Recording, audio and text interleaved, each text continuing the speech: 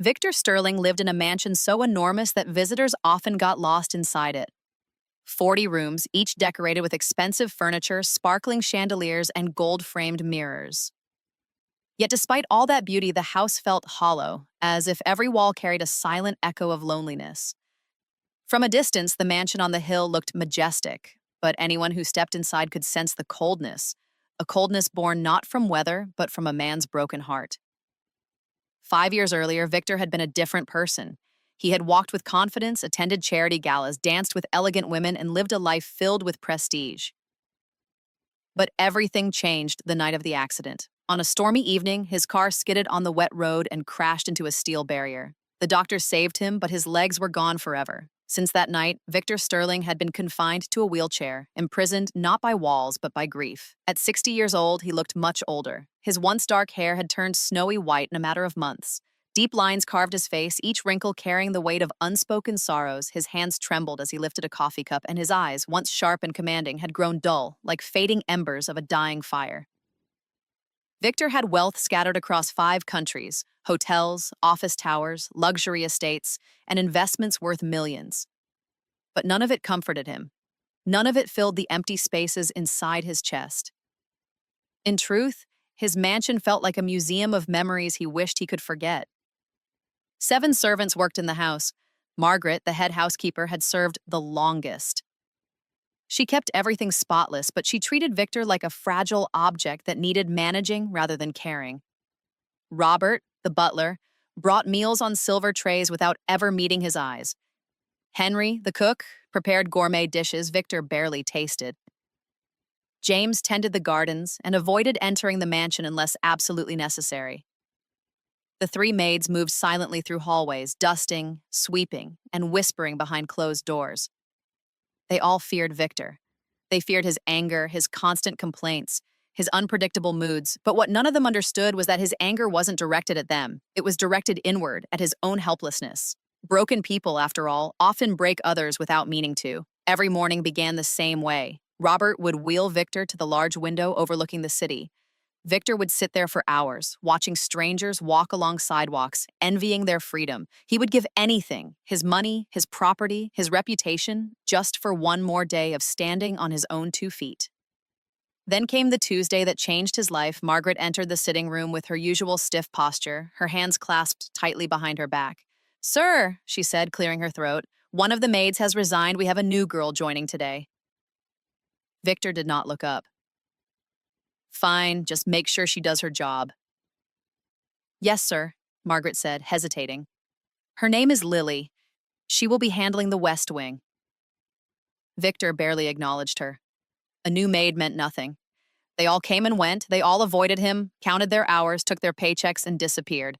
But 1 hour later, when Lily stepped through the door for the first time, something happened. Something subtle, something powerful.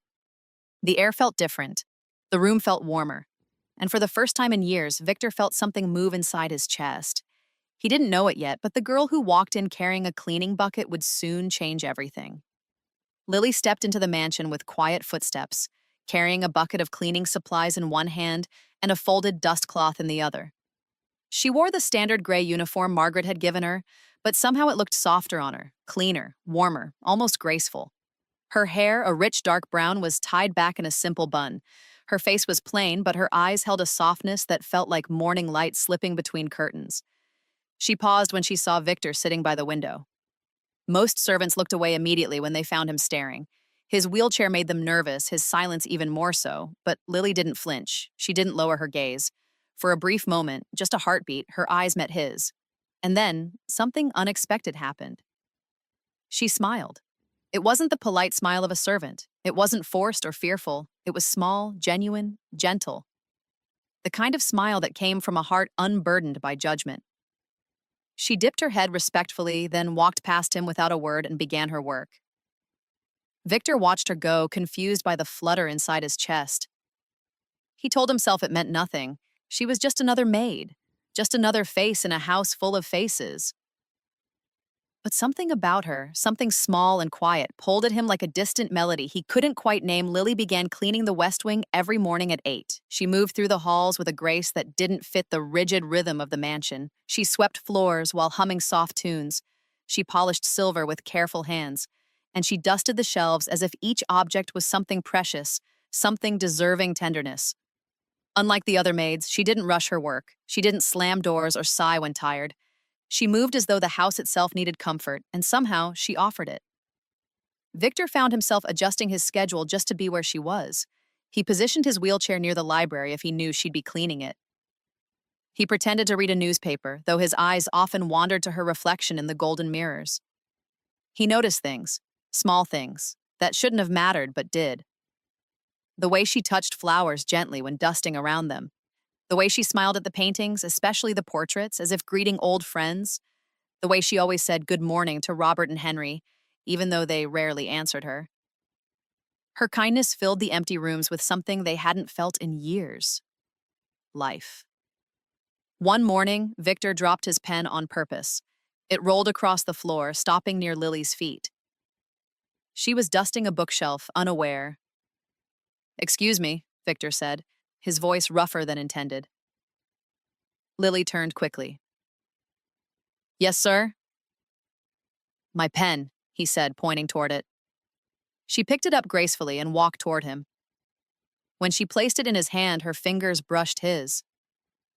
For a brief second, he felt warmth, a warmth he hadn't felt in years. Her hands were rough from work, marked with tiny cuts, but they were gentle, so gentle they almost didn't feel real. "Thank you," he whispered. "You're welcome, sir," she answered softly and offered that same small smile before returning to her work. Victor stared at the pen long after she'd gone, his heart beating faster for reasons he didn't understand, or perhaps reasons he didn't want to admit. Over the next few weeks, he found excuses to talk to her, simple questions, small moments. "Is the weather nice today? Did you sleep well? Would you like some tea?" Lily always answered warmly but briefly. She was careful, respectful, and never stayed longer than needed. But Victor noticed something else. Something hidden behind her gentle smile. Sadness. A sadness so familiar it echoed his own. One afternoon, while she arranged roses in a vase near his chair, he broke the silence. "They're beautiful," he said. "Yes," she replied gently. "Flowers always make a room feel less lonely." Her words pierced him. Less lonely. Did she know? Could she see the loneliness he had buried under anger? He swallowed hard. "Do you get lonely?" Lily paused, her eyes meeting his once again, and for the first time she didn't hide.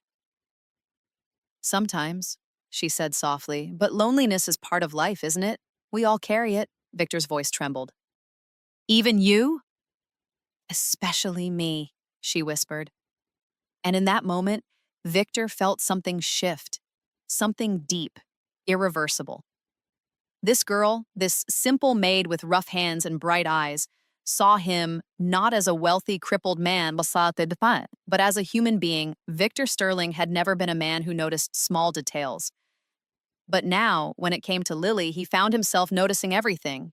The way she tucked a loose strand of hair behind her ear when she was thinking, the way she bit her lip gently when concentrating, the soft tune she hummed as she swept the floors, melodies he did not recognize but wished he could hear forever. The mansion, once a place of cold marble and empty echoes, began to feel different, warmer, softer.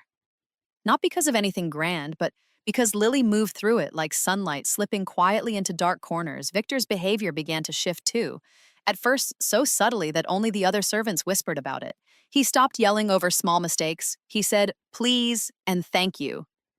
He no longer fired people impulsively. For years, the staff had learned to avoid his presence. But now they often saw him waiting silently in the hall, just to catch a glimpse of Lily as she walked by. Margaret noticed it first. She watched Victor's gaze follow Lily with an unfamiliarly gentle expression. She found him seated in the library more often, a place he rarely visited before. She heard him laugh once, an actual laugh, after Lily told him a small story about a bird that kept building its nest in the wrong place at her old job. Margaret exchanged looks with Robert and Henry in the kitchen. Something was happening, something extraordinary. But none of them dared to ask. Meanwhile, Lily carried her own private burdens.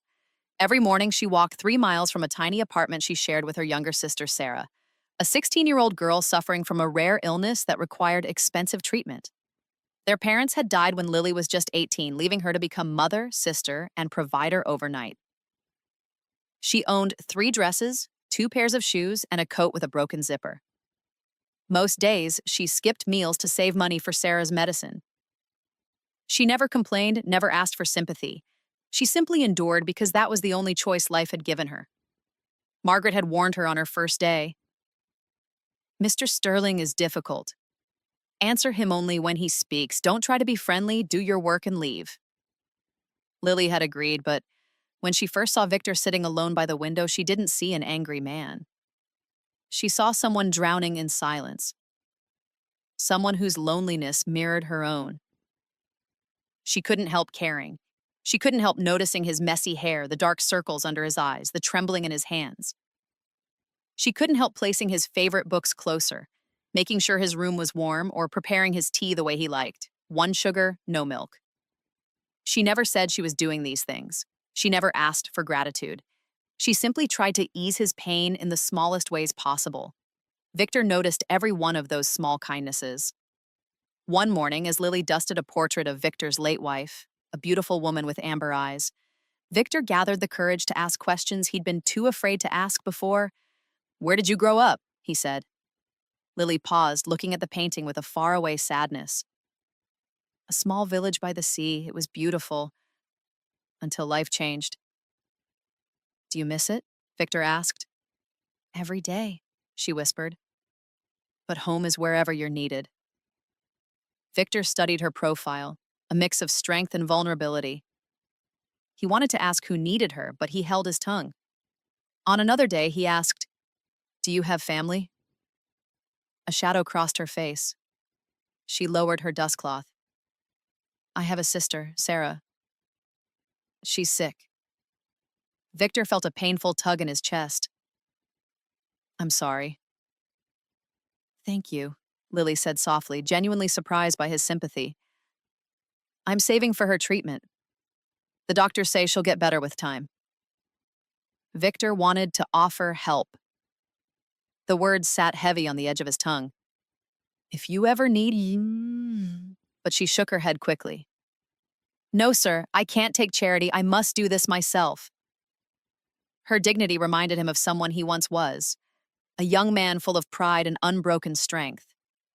As the weeks slipped into months, something unspoken formed between them.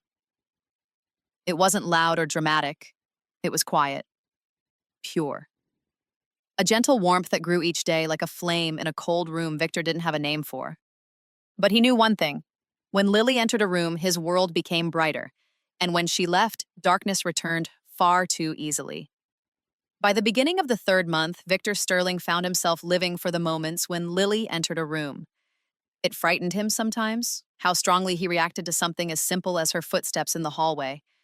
His heart, dormant for years, began beating with a vigor he hadn't felt since his youth. But along with that new life came a deep confusion. What was this feeling? Why did he care so much whether she smiled at him or not? Why did the silence feel unbearable when she wasn't nearby? One evening, he sat alone in the library, staring at an old photograph in his hands. It was taken decades ago, him standing tall and confident in a crisp suit, smiling easily at the camera. He barely recognized that version of himself. The man in the picture looked fearless, full of possibility. Now he felt like a shadow wearing a broken body. His eyes stung unexpectedly. Before he realized it, tears were slipping down his cheeks. He looked away quickly, ashamed of his weakness, but the emotion was too heavy. He pressed his hand against his mouth to quiet the sobs. Lily appeared in the doorway, carrying fresh towels to the bathroom down the hall. She stopped when she saw him, her face softening with concern. Margaret's old warning echoed in her head. Never bother Mr. Sterling when he is upset. But Lily's heart wouldn't allow her to walk away. Without hesitating, she stepped inside. She knelt beside him and offered a handkerchief she always kept tucked in her apron. Her gentle presence filled the room like warmth seeping into a frozen place. Victor startled, his breath catching. No one, not Margaret, not Robert, not Henry, had ever approached him like this. They avoided his grief like it was poison.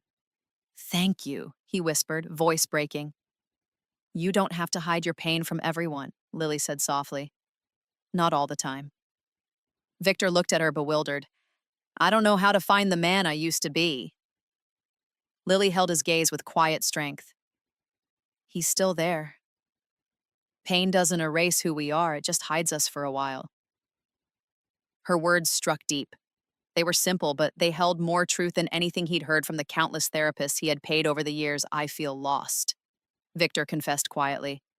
"I've been lost for a long time." Lily placed a gentle hand on his arm. "Lost people can be found. Hurt people can heal. It just takes time. And someone who cares." Victor looked at her, stunned.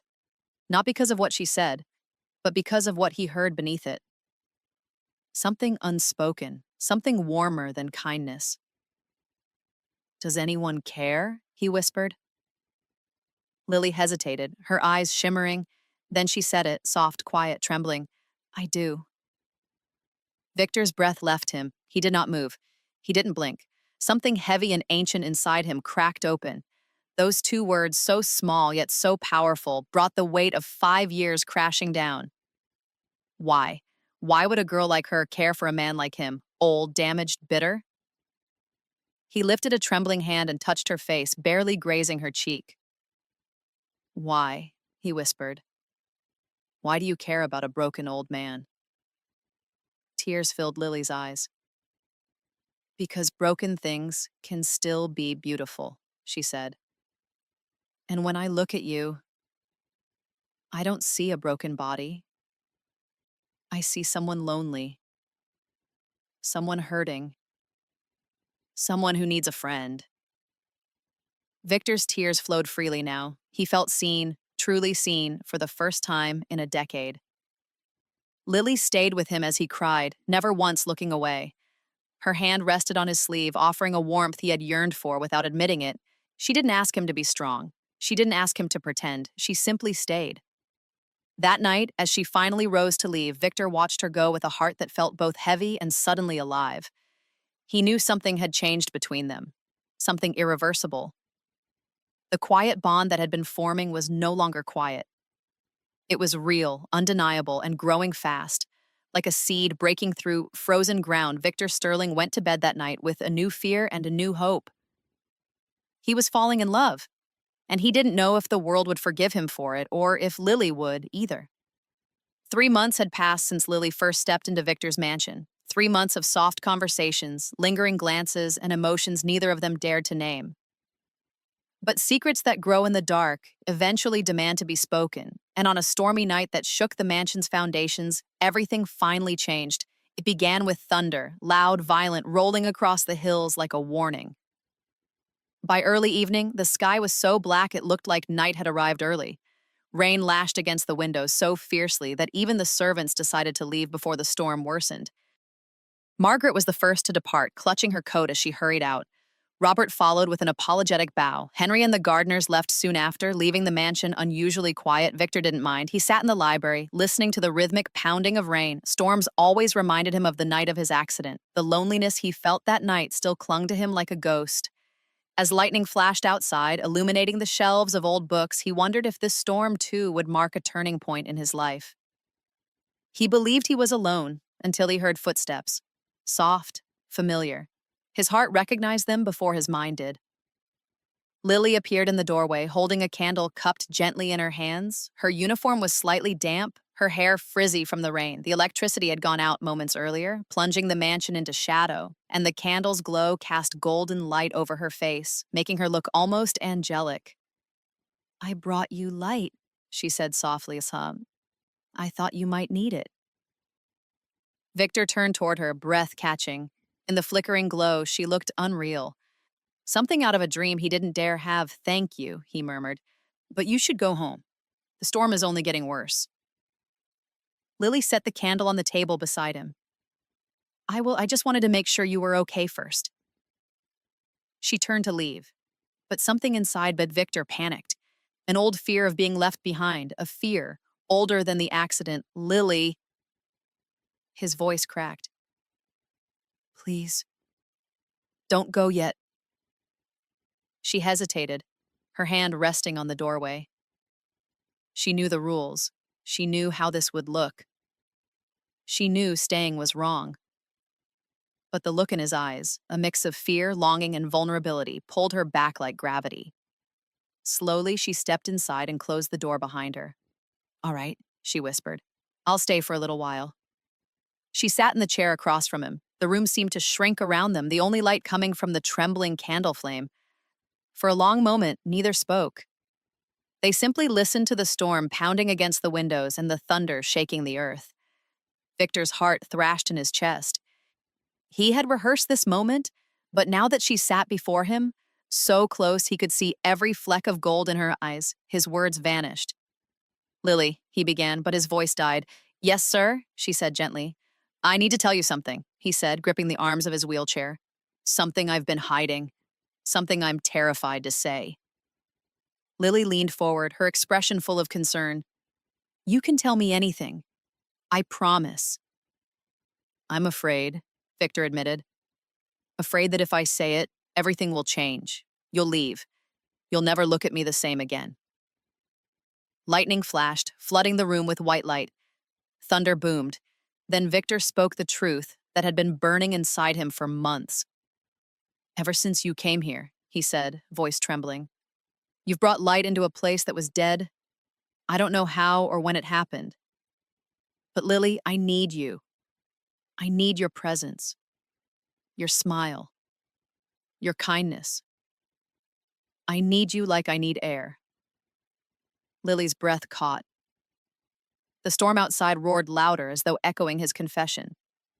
I know it's impossible, he whispered. I'm old. I'm broken. I have nothing to offer you except a lonely heart, but it's yours. Whether you want it or not, it belongs to you now. For a moment, Lily couldn't speak. She rose slowly, her face unreadable. Victor's heart collapsed. She was going to leave, but she didn't. Instead, she walked toward him and knelt before his wheelchair, just as she had in the library weeks earlier. Tears shimmered in her eyes. Victor, she whispered, I'm not going anywhere. The library, Victor and Lily remained close, closer than they had ever dared to be. The candle on the table flickered weakly, its flame shrinking as midnight approached, but neither of them moved to replace it. The dim light felt intimate, protective, like a small shelter built just for their fragile truths. Victor rested his hand over Lily's, as though afraid she might vanish if he let go. He studied her face, the curve of her cheek, the softness of her eyes, the quiet strength that radiated from her even when she spoke in whispers. For so long he had believed his life ended the night of his accident. But here in this moment, he felt something he thought would never return. Hope. Lily broke the silence first. Victor, she said, her voice barely above the rain's whisper, you've carried so much pain for so long. Alone. You don't have to do that anymore. Victor swallowed, emotion tightening his throat. And you've carried to more than any 25-year-old should, he replied gently. Your sister, your struggles. You work all day and then go home to take care of her. How do you do it? Lily looked down at their hands. Because I have to. Sarah is all I have left. She's my responsibility. My only family. Victor listened, his heart aching with admiration and sorrow. You're stronger than you think, he said. And you're kinder than you believe, she replied instantly. He shook his head sadly. I've been bitter for years, angry at everything. Angry at myself most of all. Yes, Lily said softly, but anger is just pain wearing armor. Victor's breath trembled. She saw through him too easily, cut straight to the truth like no one else ever had. When you said you cared, his voice faltered. Did you mean it? Lily lifted her eyes to his, steady and sincere. I meant every word. Victor still couldn't fully believe it. But why me? You're young. You're full of life. You deserve someone who can run with you, walk beside you, build a future with you. Lily smiled sadly. You think love is about walking, running, being young?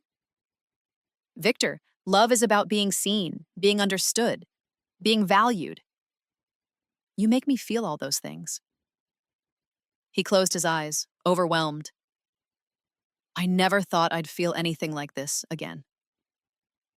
Lily leaned her forehead gently against his shoulder. Neither did I.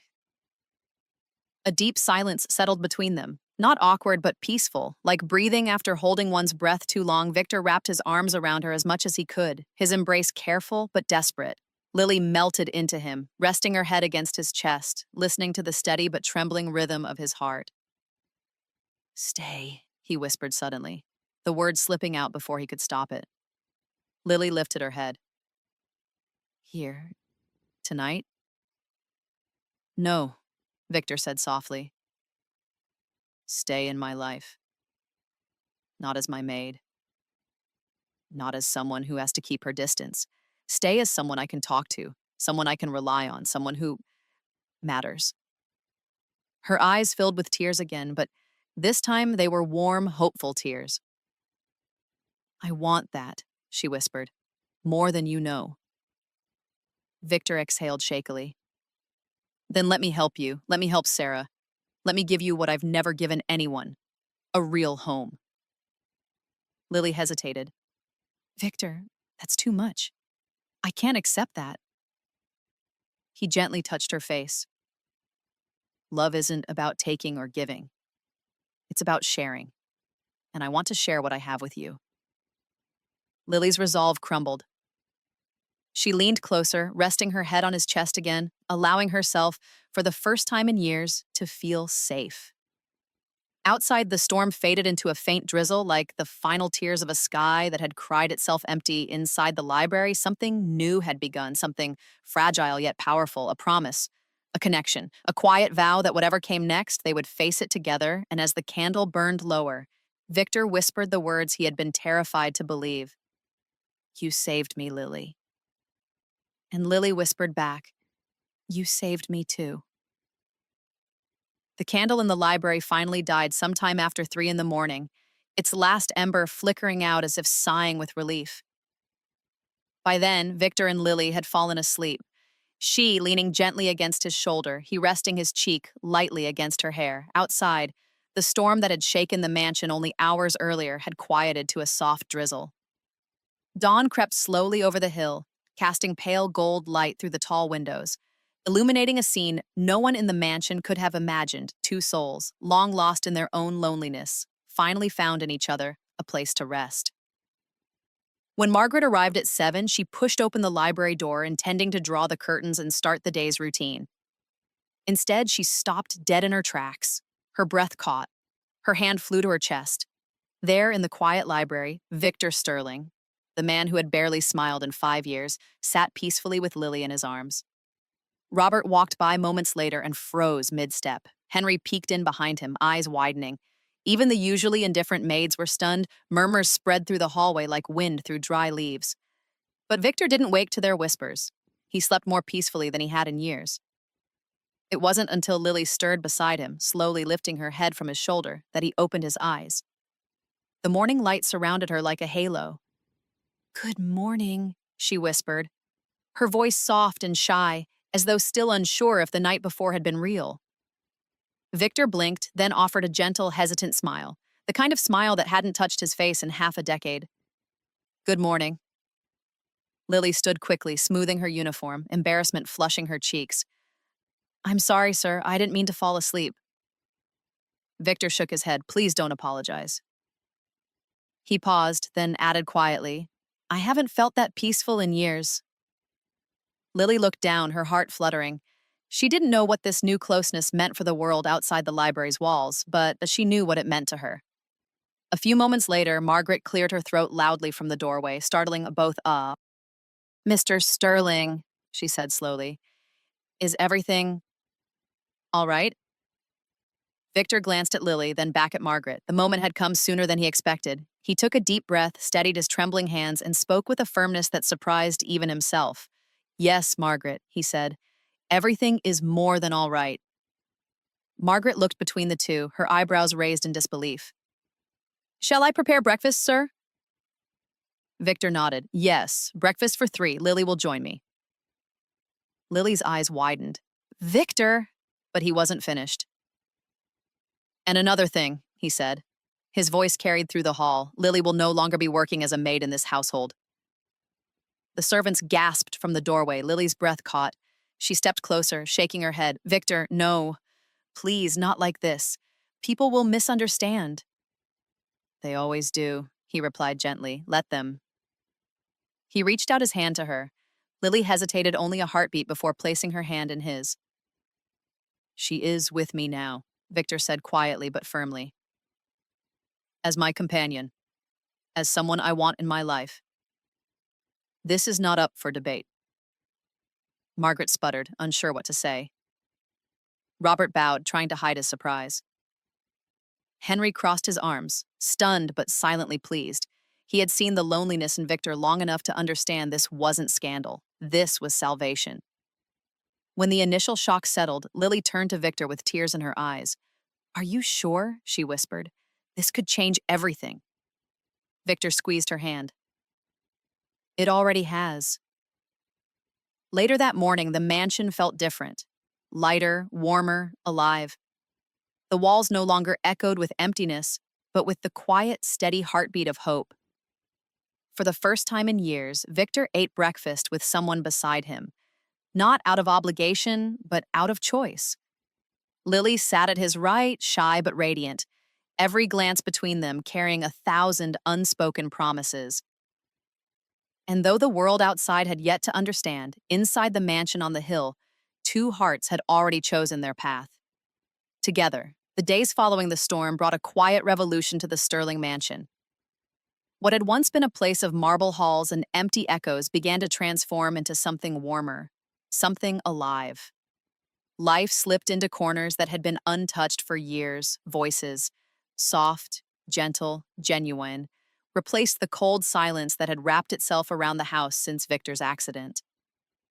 Lily moved into a small guest room at Victor's request, not out of indulgence, but necessity. She needed to be close, not as a servant, but as the person who now walked beside him in a way no one else ever had. She insisted on continuing small tasks, bringing his tea, arranging his books, checking his blankets at night, out of habit more than duty. But Victor made sure she never felt like a maid again. With Lily near him, Victor found himself eager to start the day. He woke early, long before Robert came to wheel him out of bed. He found himself smiling at breakfast, enjoying Henry's cooking for the first time in years. Even the servants began to soften around him. They saw the way his face brightened when Lily entered a room, the way he listened attentively when she spoke, the way his bitterness had melted like snow in spring. Still, Lily carried her own responsibilities. Every afternoon, she walked into town to visit her younger sister, Sarah. The girl's health was fragile, but her spirits lifted the moment Lily approached the door. One day, Victor insisted on joining her. Henry packed a small basket of fruit. Robert prepared the car, and Victor insisted Lily sit beside him. As they drove through the streets, Victor realized how long he had isolated himself. People stared at him, some with curiosity, others with pity. But none of it mattered. Lily was beside him. Her steady presence made the outside world feel bearable. When they arrived at the small apartment building, Sarah's face lit up. She was thin, paler than she should have been, but her eyes sparkled with warmth. "Lily!" she cried, running to embrace her sister. Victor watched the two of them, a tender ache rising in his chest. He had forgotten what family looked like, forgotten how love flowed so naturally between those bound by more than blood. Sarah stepped back nervously when she turned and saw Victor. Is he your employer?" Lily knelt beside her sister. "Not anymore," she said softly. "He's someone very important to me." Victor saw the hesitation in Sarah's eyes and leaned forward. "I only came because I wanted to meet the girl who means the world to Lily." Sarah relaxed at his gentle tone. "Would you like to come inside?" she asked shyly. Victor smiled. I'd like that very much. The apartment was simple. One bedroom, one small kitchen, peeling paint, thin curtains. But it felt warmer than the entire Sterling mansion had ever felt. Lily began preparing tea while Sarah chatted about school, her illness, her dreams. Victor listened, genuinely moved by the girl's resilience. Finally, Lily spoke. Sarah, Victor wants to help with your treatment. Sarah looked between them, wide-eyed. But we can't afford. Victor shook his head. I didn't ask you to pay anything. Let me help, not because I pity you, but because you both deserve a chance at a better life. Sarah looked at Lily, confused. Why would he do that? Lily's cheeks warmed. Because he cares. Victor added softly, because Lily has brought light back to my life. Helping you is the least I can do. Sarah nodded slowly, tears forming in her eyes. Thank you, she whispered. Thank you for seeing her. For seeing us. On their way back to the mansion, Lily held Victor's hand the entire ride. Neither spoke. They didn't need to. Everything had already been said the moment Sarah whispered her gratitude. That evening, the mansion glowed with energy. Lily's laughter filled the halls. Victor's heart felt lighter than it had in decades. He watched her move through the home, picking flowers, adjusting curtains, humming quietly, and he realized that this wasn't just a house anymore. It was becoming a home. A real home. And the warmth blooming inside him whispered a truth he could no longer deny. The transformation of Victor Sterling's life did not happen with a grand announcement or a dramatic event. It unfolded quietly, steadily, like dawn creeping over a dark horizon, illuminating everything it touched. Weeks passed, then months, and the mansion on the hill was no longer the cold monument it once had been. Laughter echoed through rooms that had been silent for years. The clink of teacups, the rustle of curtains, the gentle hum of Lily's voice. These sounds wove a new heartbeat into the house. Sarah's treatment began almost immediately. Victor secured the best doctors, arranged comfortable transportation for her visits, and made sure she had every medication she needed.